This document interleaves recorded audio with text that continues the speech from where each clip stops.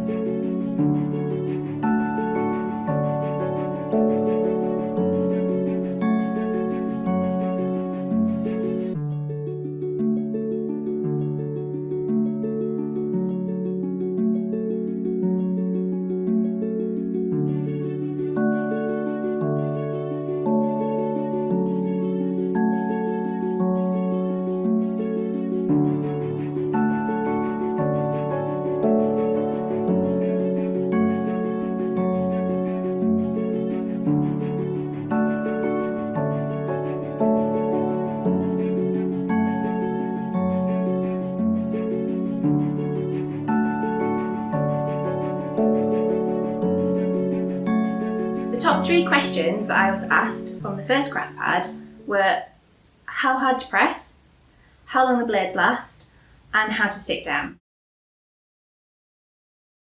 Number 1, how hard to press.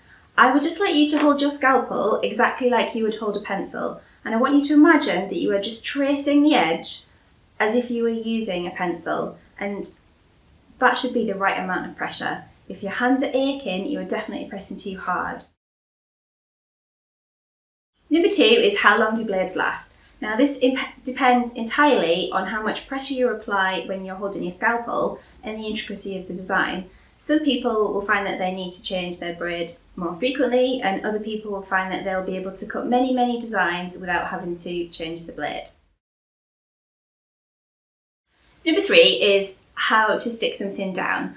Now I've tried many different methods, and one of them is that you can use a spray glue. And I would hold the paper cut from a distance with something in the background so you're not going to spray glue on your wall. And I would just very lightly from a distance use your spray glue. This works really well, however, once you stick it down, there isn't a lot of room for error, so you want to put it in the right place to start off with. Personally, what I prefer to do is I use a tiny little paintbrush and some PVA glue, and instead of worrying about gluing the whole paper cut, I position it exactly where I want it to go, and then I just lift up a little corner and dab a little bit there, and then I'll just glue key points of the paper cut, and you only need 5 or 6, 7 dots of PVA glue, and then let that dry, and then hold it up and just give it a little shake. And if it feels a little bit insecure, then you can go in and put a little bit more in, but really less is more when it comes to glue. So the adventure continues. If you guys are sharing your images on social media, if you could use the hashtag #PaperCutCraftPad, and then I can come and have a look and I can see what you guys are up to, which I just love to do. Most of all, I hope you have fun.